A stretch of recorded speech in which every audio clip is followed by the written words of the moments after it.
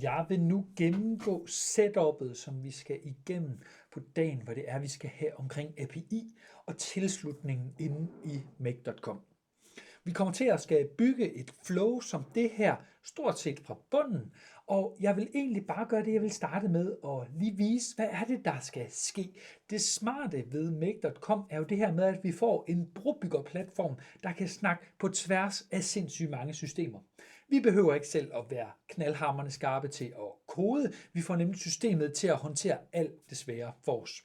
I det her tilfælde, jeg vil lige gøre det, jeg demonstrerer, hvad er det, der skal ske inde i systemet. Og det vil sige, at jeg har bygget et setup her, som jeg vil demonstrere ud fra. Jeg gør altså det, at jeg udfylder en formular, og det er den samme formular, som I har tilgængelig på dagen. Jeg fortæller mit navn, min e-mail, jeg giver et antal af stjerner, og ellers så har jeg skrevet en anmeldelse. Jeg trykker på send, og ser, at med det samme modtager systemet simpelthen den her data. Jeg kan undervejs observere, hvad for en data. Det har jeg jo normalt ikke tid til i hverdagen, men tankegangen er altså, at den responderer lige præcis på det input, der kommer. Det vil sige, at det er unikt. I det her tilfælde, det der foregår, det er altså, at inputtet kommer ind, ChatGPT får lov til at behandle det, og det sender en mail tilbage til anmelderen efterfølgende. Præcis ligesom jeg har gennemgået i den information, som skulle læses til dagen. Nu står der altså, at ChatGPT har svaret tilbage. Jeg kan endda se svaret her. Og der står altså også, at systemet her har leveret en e-mail til respondenten. Det, der så vil ske i egen indbakke hos respondenten, er jo naturligvis, at der kommer et svar. Og i det her tilfælde, jamen svaret er modtaget i min indbakke. Jeg vil gøre det, at jeg går væk fra det forbyggede flow, og så vil jeg egentlig springe over og gøre det, at jeg tager det nogenlunde fra bunden her. Så jeg gør det, at jeg går til scenarier, og i det her tilfælde har vi på vores demokonto opsat et scenarie med webhook. Jeg skal nok vise præcis, hvad der er gjort, men jeg kigger altså ind på den, der hedder live med kursister. Det vil være den samme, I vil se på dagen. Når jeg har trykket, så er det eneste, vi har sat op på forhånd, er simpelthen, at vi har lavet en webhook.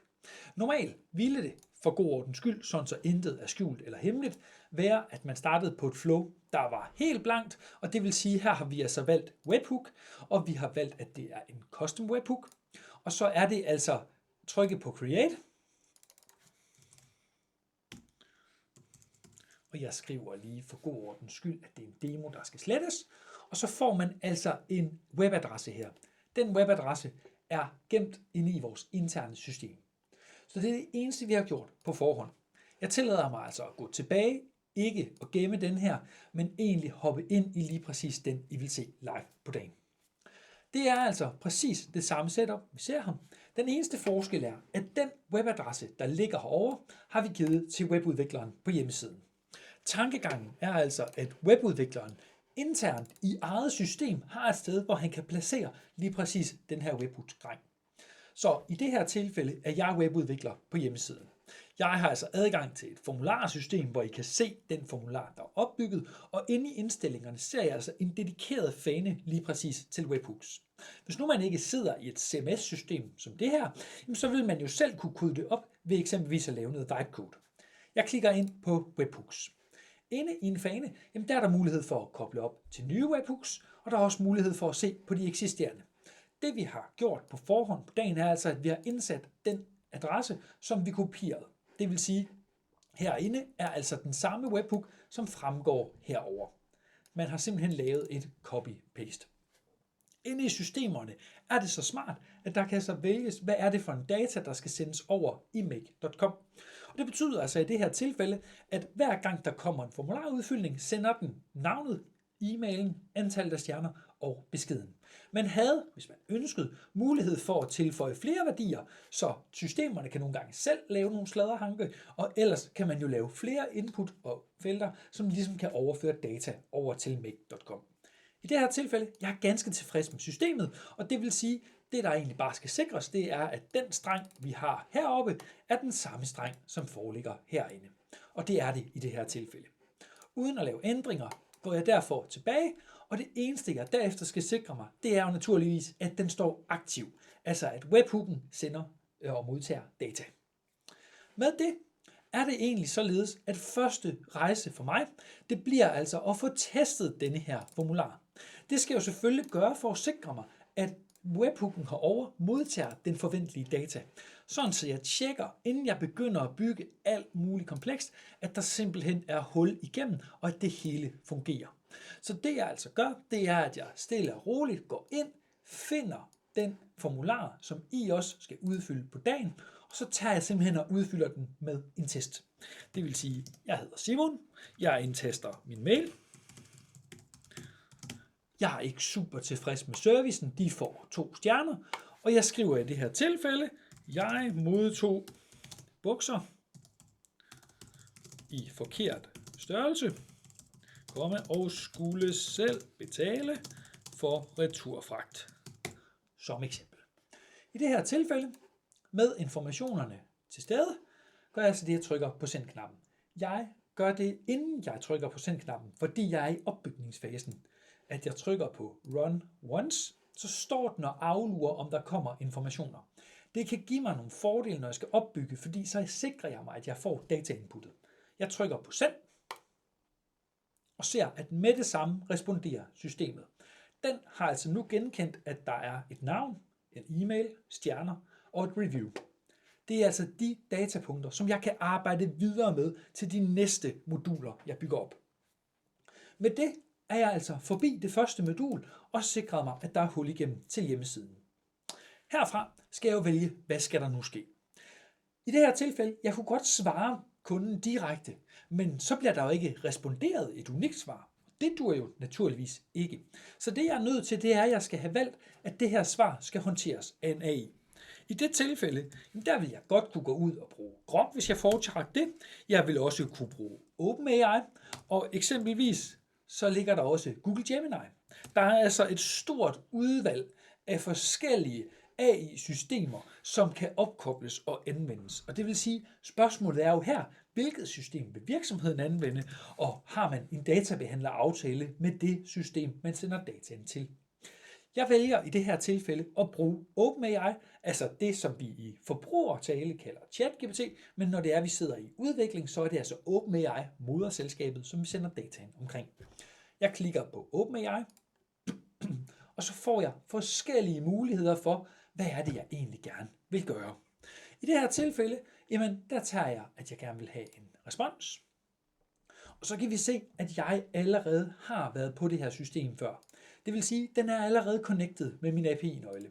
Hvis ikke jeg havde været det, ville jeg skulle logge ind, jeg ville skulle trykke på add, og simpelthen give den et navn, kopiere en API-nøgle, tilsvarende det I så over i Grok på undervisningsdagen sidst, og ellers jamen, så er vi egentlig der, hvor det var, at der vil være forbindelse.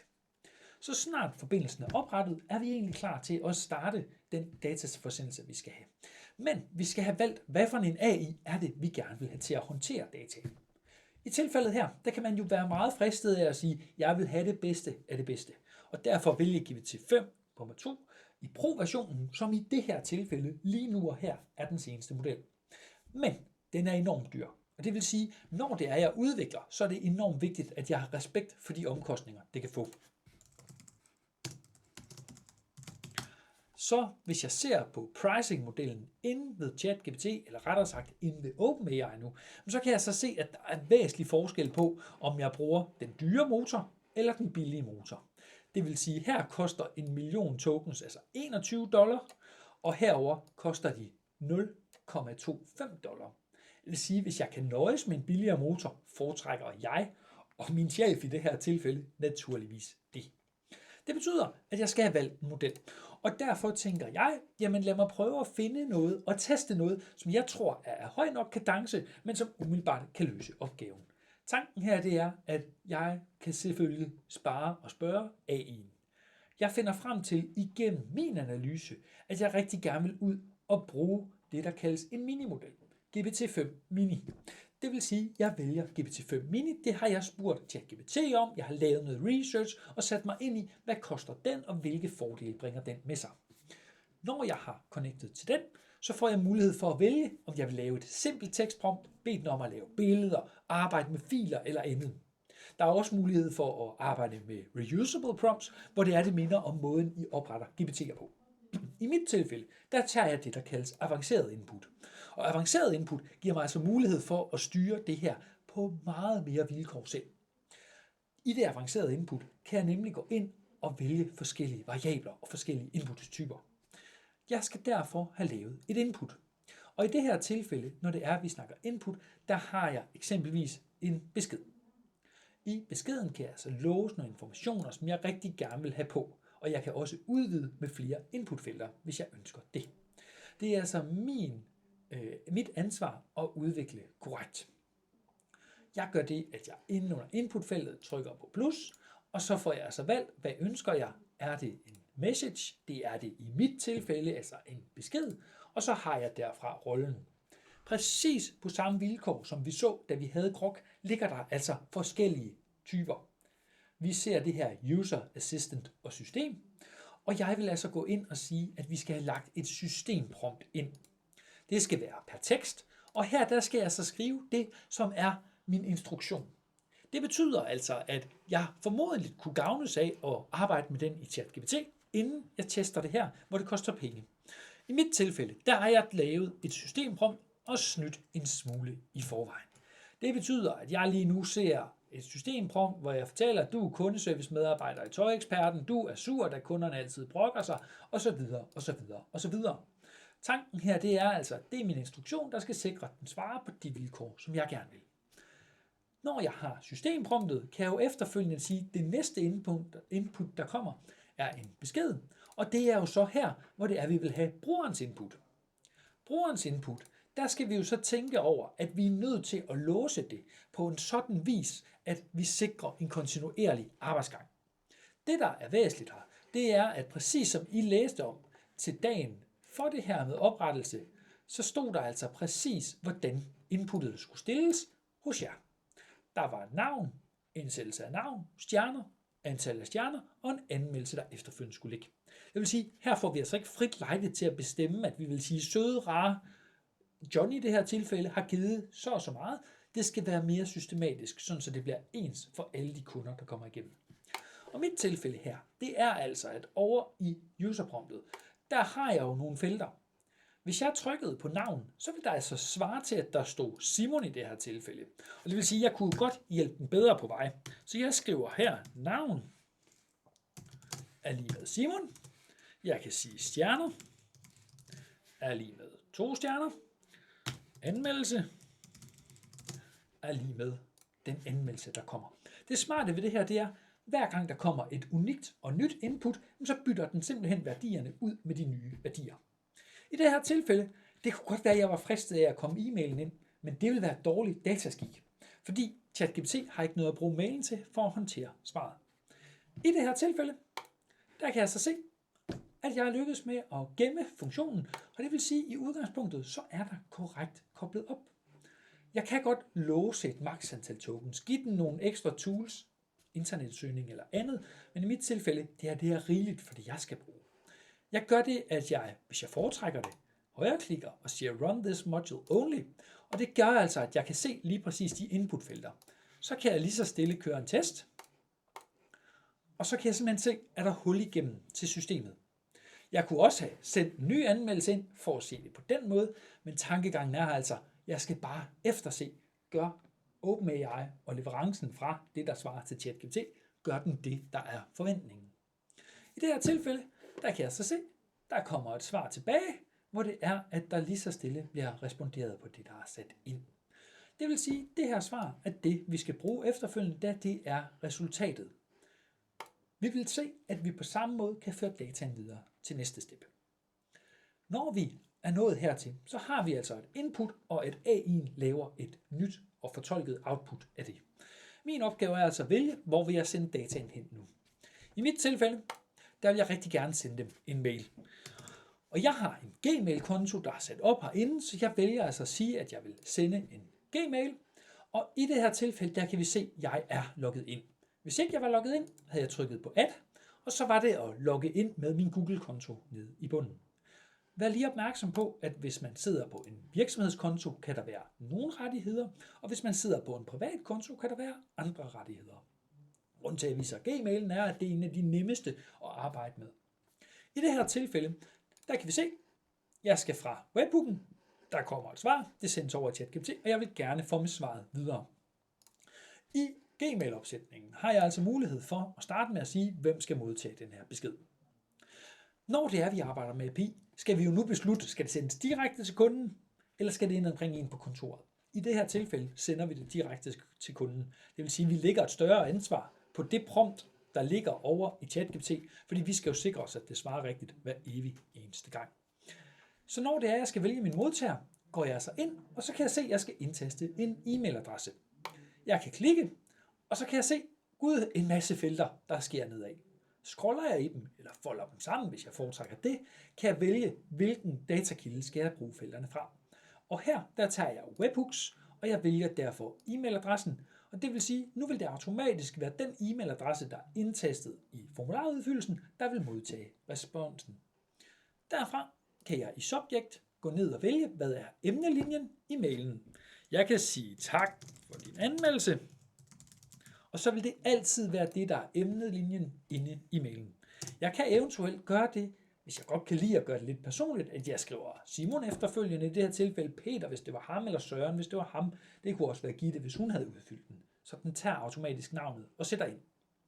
Derfra har vi, at vi når ned til det, der kaldes body, altså selve indholdet i e-mailen.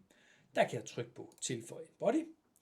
Image behøver vi ikke, fordi det har noget at gøre med, hvis vi vil arbejde lidt anderledes, så vi arbejder i teksten.